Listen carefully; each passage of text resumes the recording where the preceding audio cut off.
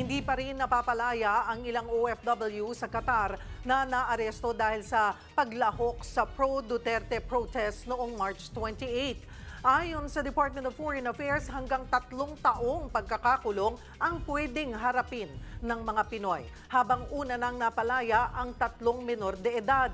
Para sa iba pang detalye, magkakasama natin si Foreign Affairs Undersecretary Eduardo De Vega. Magandang tanghali po sa inyo, Yusek. Salamat po sa oras. Maraming salamat, magandang tanghali. Yusek, for the record po, ilan pang OFWs ang nakakulong dahil nga po dito sa paglahok nila sa protesta?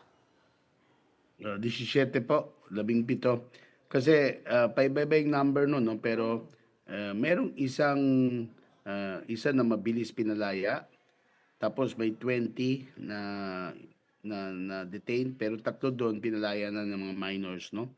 So, lahat sila nabisita na ng embahada at saka nandiyan din yung mga lawyers natin, no? Kapon nabisita yung mga male, 12 sa kanila o 12, lalaki, 5 babae.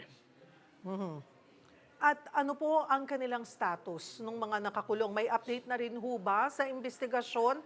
Kung, di ba sabi niyo ho, na-mention niyo na mukhang palakakawala naman sila pero kailangang malaman kung sino yung naging pasimuno ng protesta? Yan ang sinasabi sa kanila ng mga investigators, no? Pero kami mismo sa embassy at saka DFA, hindi namin magagaranti yan. Pero yun ang sinasabi sa kanila investigators na mapapalaya sila in time at hindi kapasuan. So sana ganun, no? Ito po yung palagi nilang inuulit-ulit, no? Wala silang balak manggulo. Gusto lang nila mag-party, mag-celebrate, no? At hindi naman political rally to. Kaya nga peaceful. Kaya yun ang katwiran nila. At ma- hindi maganda na nagkaroon ng misunderstanding daw. At kaya nandiyan yung abogado natin. Kailangan lang alam na natin na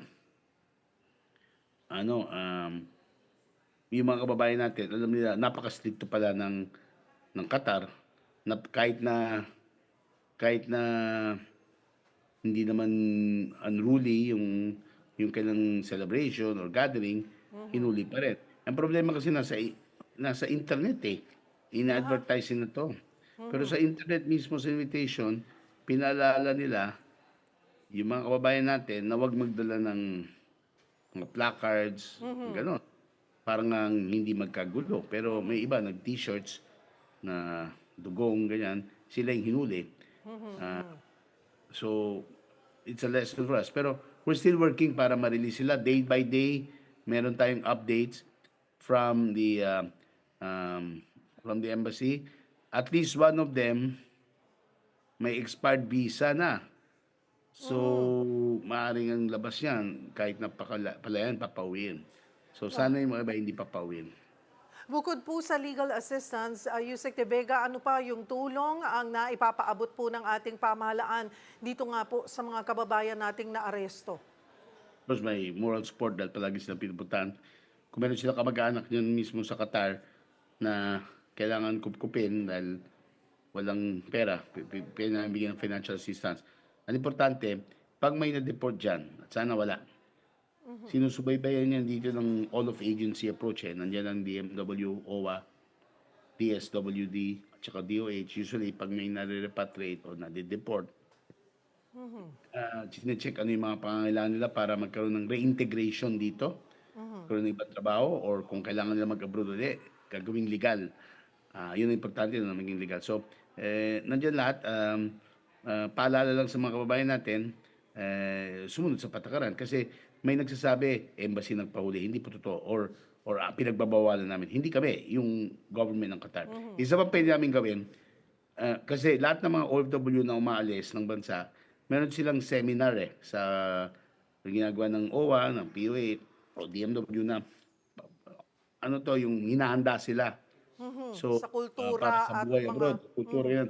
We will have to now emphasize more yung politics na may mga bansa ayaw ng rally. Singapore, ganun. China, ganun. Maaari sa Western Europe, narinig natin yung sa Europe, sa Netherlands, wag lang gulo, no? Wag lang awayin yung mga pulis, ganyan. Pero may mga bansa tulad ng Qatar, ayaw talaga nila ng mga political rallies, so or demonstrations. Now, asahan natin na dahil sa assistance sa ating mga abogado, tsaka yung kanilang mga testimony na, well, gusto lang nila naman mag-picnic gathering. It was not the same day as the birthday, it was March 27, not 28. Of course, related yon obviously, sa kaarawan ng dating Pangulo. Pero, pwede nang sabihin yun. And, kaya, hindi tayo masyadong nagsasabi na political rally to dahil baka lalong pahirapan silang Qatar authorities. Mhm, mhm.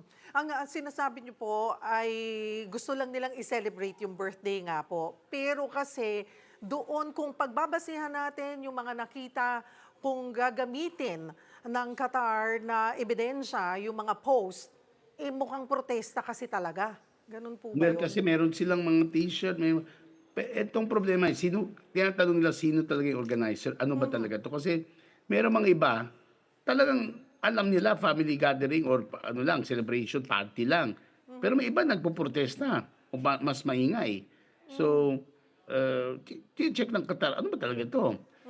Ngayon, bakit walang piyansa, walang bail? Kasi nga ang katapusan ng investigation is kakasuhan or papalayain. O baka pagkaso, sabihin wag na kasuhan, wag nagkulong, i-deport na lang. Tutulog tayo doon kung kailangan, I mean, kung kailangan bayaran na yung ticket nila or what, gagawin nila natin yan, no? Pero ano po, parang dati, nangyayari sa buong mundo ito. Kasi siguradong alam ng Qatari authorities na may binabalak sila or akala may balak sila kasi yun ang nangyayari sa ibang bansa, di ba? Nakikita naman sa internet 'yan. I'm sure yung mga kinaukulan ng Qatar na nagche-check ng Philippine news, alam nila 'yan. So medyo handa sila na baka marami-rami ang Pilipino sa Qatar, mga 270,000 o 250,000. So they are always prepared for that, no? Na nakita natin yung picture niyan, yan pwede yan sa Middle East, yung kita natin mga naka-bandila, ganyan. Aparte sa Europe yan. Hindi nyo magagawa yan Qatar. sa Qatar. Mhm. Okay, yung pong mga nakakulong pa rin na 17, ano po bang status po nila doon? They're, They are all with Qatar IDs. Ang problema yung isa expired na dahil dumating siya tourist visa lang, tinitingnan ko yung statistics ha. Dumating siya na expired January 2025. Meron yung may amnesty yung Qatar ngayon, pero naku, napasama pa sa gera, sa protesta. protesta. So, by the way, isang good news, nabibisita naman sila ng mga pamilya nila. Lahat ng mga may pamilya sa Qatar, sa 17, 14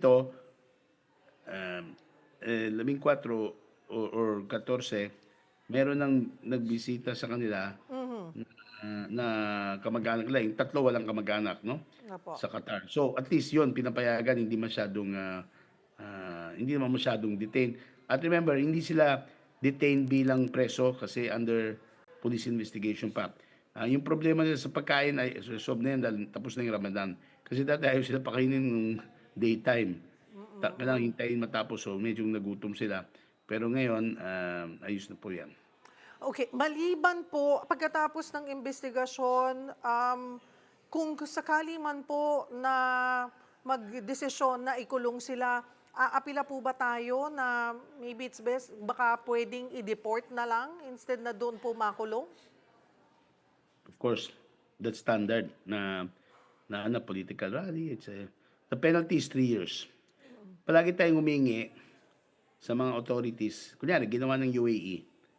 Yung mga minor crimes, yung mga 1 year, 2 years lang ang kulong, pinapardon yan tuwing Ramadan.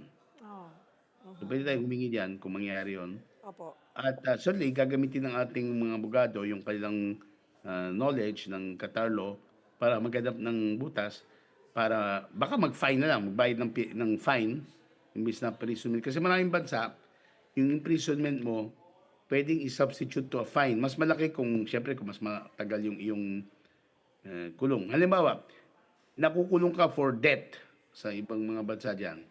Kung hindi ka nagbayad ng utang mo sa bangko, ang nangyari diyan, kung babayaran mo yung fine, nababawasan yung sentence mo. So, yung iba nga, okey lang makulong kasi nakakuha silang kunyari 2,000,000 tapos hindi nila binayaran o gano'n remit nila. So, siguro dito lahat gagawin natin lahat ng possible, strategies para makauwi na sila. Pero remember sa ating mga kababayan, sayang they were there to work, ngayon baka mapauwi sila.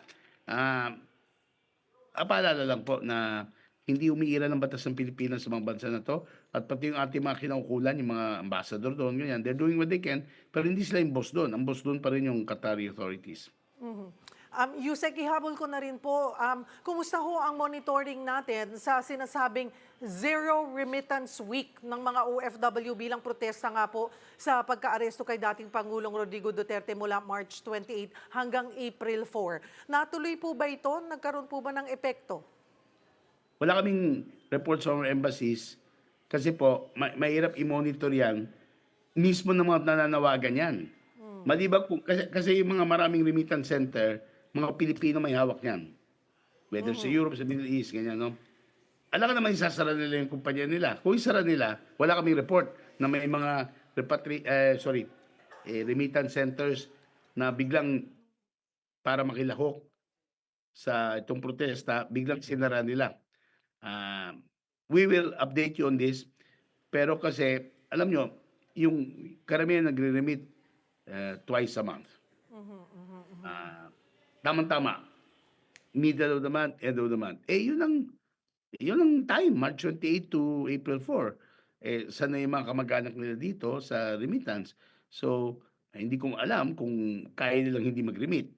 So, ang masabi ko lang, wala kaming balita na gano'ng ka-effective ito at wala kaming balita na biglang maraming nagsarang, Filipino-owned, remittance shops. Siguro sabihin nila kasi napansin ko 'to nung na-destino rin ako sa abroad 'no, iba dito sa mga remittance shop, hindi lang para sa Pilipino. Okay. They remittances to other countries. So, puwede lang sabihin, "Well, sige, pero kailangan bukas pa kami kasi merong mga Algeria, Opo. mga Zimbabwe, mga ibang nationality, mga Bangladesh nagre-remit din sa'min." So, gano'n din po. So, Opo. Yus- so far, we cannot report, if it has been followed throughly, if it has been successful. What we can say is that, to the best of our knowledge, the remittance centers are not closed. Yusek, sa puntahan ko po ang Myanmar, baka lamang po mayroon na po kayong nakuhang update ukol po sa ating mga kababayan po na nawawala. Malungkot po kasi, ang mga update lang na galing katatapos lang namin ng Zoom meeting ngayon 'no, sa embahada natin sa Yangon at pati sa mga kamag-anak dito ng 4 na nawawala. Ang report ng ating embassy hindi magandang balita 'no, dahil maraming everyday nahuhukay na na, eh, pumanaw 'no, I mean namatay, mga biktima at dahil hindi ma-identify, problema tayo, yung iba kung bulok na bulok ng komposisyon sinusunog na lang. So naghanap tayong paraan, kinuha natin yung mga identifiable marks. Hiningi natin sa mga kamag-anak paano ma-identify kung bungi sila or ganyan, kasi decomposed na yung body 'no, para mapasa dun sa ating embassy team na nasa Mandalay. Pero Meanwhile, at sa least, Mandalay mismo yung mga Pilipino dun gusto na rin lumipat na sa Yangon or somewhere safer opo. in the Pero meantime. Yusek, yung building po na kung nasaan daw yung apat na mga kababayan po natin nakatira, ay napuntahan man lang po ba na Yes, pero ang problema hindi ating contingent ang ang in nandoon? charge niyan. Yung Myanmar nagde-decide, yung contingent natin sa Naypi daw sila sa capital kung saan marami ring bumagsak na buildings 'no. Chinese yata at iba yung may in charge sa Mandalay. Now, um, marami ring kababayan tayo na nandun at nakita na rin yung building 'no. Siyempre iniiwasan ng mga authorities na lumapit sila sa building.